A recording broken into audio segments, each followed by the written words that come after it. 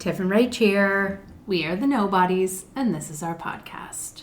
Today, we would like to extend a warm welcome to our friend, our housemate, our colleague in this ATSI work, Dennis Vandenbergh. He hails from Boulder, Colorado. He was originally a house painter, a business owner extraordinaire by trade, and now he has, in his 39th year, leveraged a new career, ATSI, bodywork. And we wanted to have him on our podcast, not only because he's our friend, but also because we would like to listen to and hear from someone who is new to not only this technique, but bodywork in general. So thank you so much, Dennis, for joining us today. You're very welcome. Thank you for having me, and I'm very happy to be here. Oh, very good. Yes. So we mentioned him in our last cast about all of the support he's brought us throughout this podcast journey. We're so grateful. You're very welcome. Immensely. Yes. And first off, we just wanted to get going with what brought you to this work. How did you land here? Oh, gosh. Well, it's a little bit of a love story, a little bit of a near-death experience story. I had a spiritual awakening about 12 years ago, and that led me to searching for something new to fulfill myself, because staring at walls, painting houses was just not it for me anymore. Then through a love story of an ex-girlfriend, she showed me Tom Myers, and it actually sparked some interest in me. And so I went and took one of his courses out in Boulder. And here I am a year later. I've taken the bait and haven't looked back. Drank the Kool-Aid, so to speak. Indeed. Yes. Yeah, and Rach, do you want to share how we kind of, Our boy, our first day of our first term in February of this year, we walked into the classroom, Tiff and I, both giggling and bubbly that we'd been reunited, and we saw a very somber Dennis in our circle. He was smiling, but you could see through it. And as the days went on, we kind of got to know him. Our class, these are finite spaces. These aren't auditoriums of people. I think there were 12 of us in our first term. And we were coming from all over the place. And we did notice there was a distinct, kindness about him. But also, he was extremely sad. And so we invited him to dinner. And we thought, let's take him out for some grass-fed ribeyes. I noticed his Vivo Barefoots right away. Yep, we love a good barefoot shoe in this crew. Yes. And I was like, we're going to be friends. I just knew that. And so we invited him to dinner. We found this really nice steakhouse. And they had grass-fed beef. And we were like, let's have him. And Tiff made the reservation and made it for his birthday, which... Turns out it was a couple weeks away. We had no idea. Yes. And it also happened to be Valentine's Day. So he rolled up with his two bitches on his arm with rose petals on the table. And we started ordering. And Tiff is a big seafood lover. And she ordered some oysters. And it was his first one. So he was baptized into the oyster family. Mm-hmm. And we continued the evening by ordering our steaks. And Dennis ordered his after Tiff and I had ordered rare steaks. And was like, I'd like it medium well. We let it go. And they were testing me. We went on the whole dinner. We had a happy birthday moment at the end. And we have this cute, adorable picture of him. We'll post it on the episodes. It's so cute. I was smiling face because he looked actually really happy that night. I was. And but the best part was that we ended up in the bathroom as we were about to leave, Tiff and I, and we're washing our hands, and oh shit, it's probably because it hi, we're back. Detected feedback. Apparently, I'm loud. We were washing our hands. We were washing our hands in the bathroom, and I looked over at Tiff and I said, "We like him, right?" And Tiff goes, "But medium well." Both both just howled. And then we signed the adoption papers. Yes. And he's been ours ever since. We really can't say enough, because watching him develop and having someone who we actively saw had a natural ability with his hands. He had really great touch to begin with. And he's a space heater. Oh, which is God, very nice yes. and warmly welcomed. Very warmly welcomed, especially on these cold California nights. Hair flip.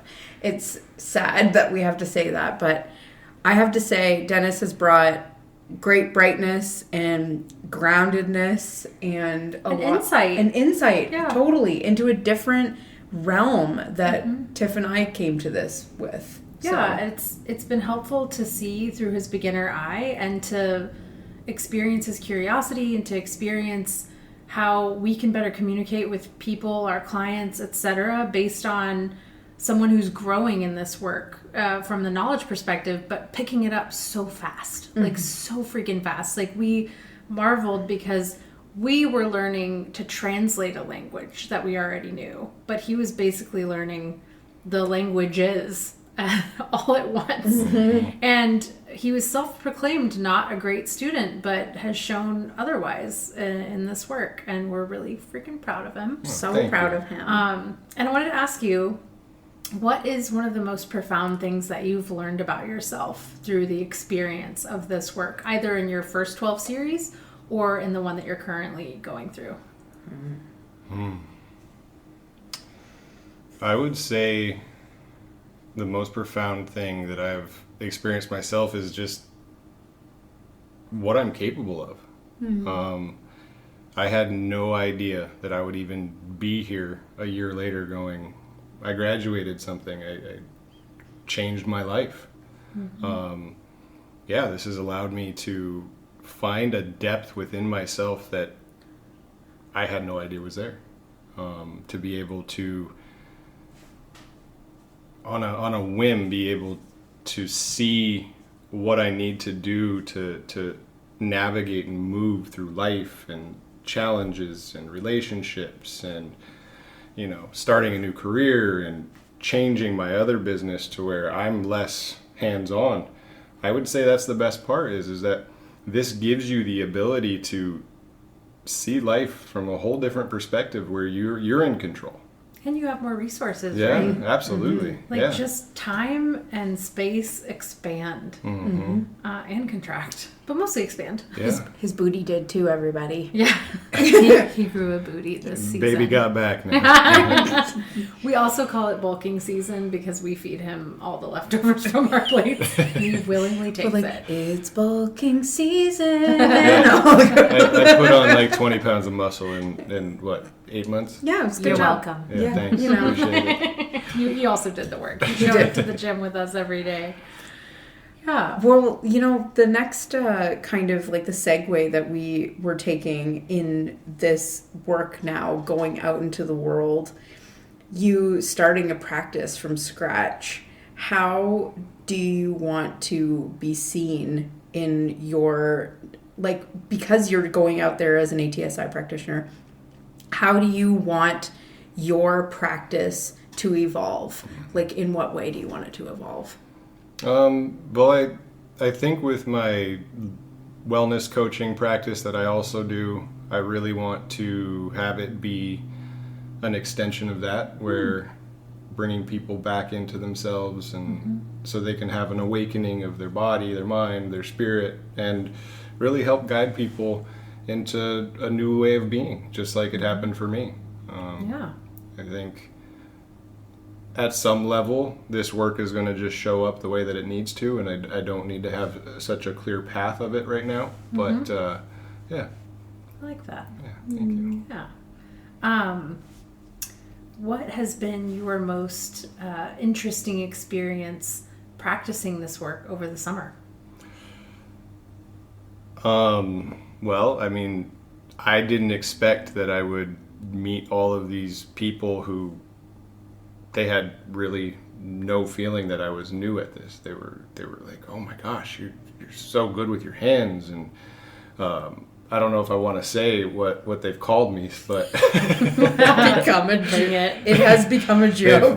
they've called me doctor, and they've called me Jesus. We joke in class that we need a consult from Dr. Jesus from time to time. It's become even like we have a photo from our last half of this where he's using a pair of headphones as a stethoscope. Yep. It's a good one. That's a good one. Would you say there were any experiences that really challenged you? Or where you felt like you didn't quite connect the way that you wanted to, per se? Yeah, I actually did some work on my brother, and he has a very sedentary lifestyle and work. Programs satellites, and so he's always on the computer, not moving around as he should be, or as we would hope, as he could be, yes. And I found that I had to prepare his body for the work and warm him up, almost like a cat would massage a bed to lay down.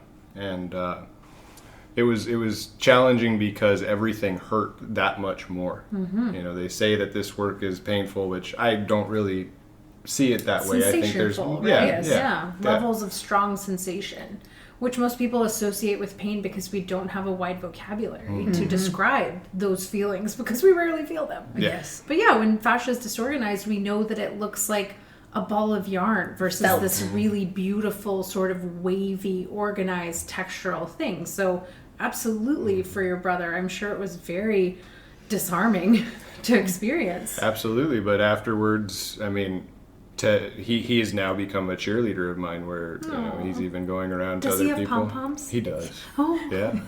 But are they stethoscope themed? Are they Doctor, or are rocket they themed? Jesus? They're rocket themed. Okay. Yeah. Dr. Jesus would have his own rocket. That feels right.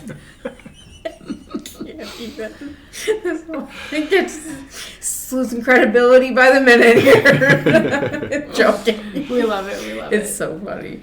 But yeah, it is a testament to just your natural inclination for this work that people have that experience, and that is definitely something to keep you into this lane. Right, and learning more and growing more. Do you feel like there is an aspect to this work now that if you were to take your deep dive into any one of the things, like the way that the anatomy has been taught, or the technique application, or the assessment application, is there an area that you feel like right now, leaving this program on Friday, that you'll want to take a deeper dive into right away, just to like kind of sharpen your skills or anything like that? It's a good question. I would say I would probably want to deep dive more into the anatomy and just really know that, try to get that in my toolbox to where it's not such a struggle to recite and come up with, you know, these body parts or these organs and things and where they are. And I have a pretty good idea of where everything is in the layout, but it's not easily accessible yet. So yeah, and even Tom mentions that I think it was after year 10 for him that he felt like it was very much more automatic, that piece, and that he didn't have to. Of course, he still continued to study throughout his whole career, and still does daily. But it wasn't as challenging for him mentally post that sort of decade mark where it was more in his body, but still there. Right. He used that line that he learns the anatomy to be able to forget about it. Yeah. But he didn't forget about it. No. It's more though the idea that his capacity is there to be more intuitive and not have to think so hard about what's holding and what's not. And but we will be thinking quite hard for some time. You're going to be on the thought path for a while. That's okay. It's a good path to pursue. What would you say of all the Anatomy Train's lines? What would be your favorite line and why? I honestly, I think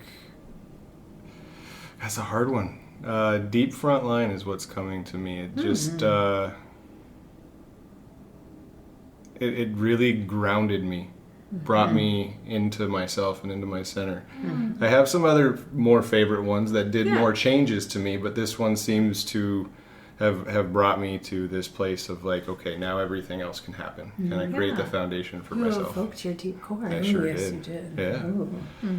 But I would like to add real quick before we get too far off the topic of Tom is if I didn't meet him and have the experience with him out in Boulder, I wouldn't have come here. But just his way of being able to articulate and communicate this work and anatomy and everything, it struck home with me, and it really landed me to be like, I need to learn from this man and be a part of this anatomy train. So You climbed aboard. I did. I sure did.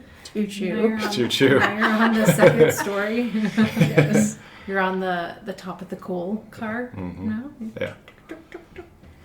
Elevated. We are elevated, exactly. You know, it seems like his work has come through so many people, and as we have talked about, he's on his 5th edition of, creating the 5th edition of this book and having it translated to multiple other languages, more than it has been before, and all of those things.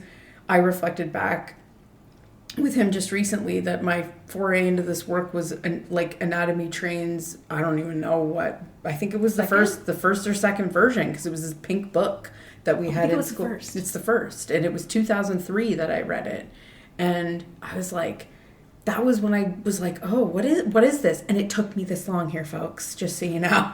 Sometimes seeds they plant.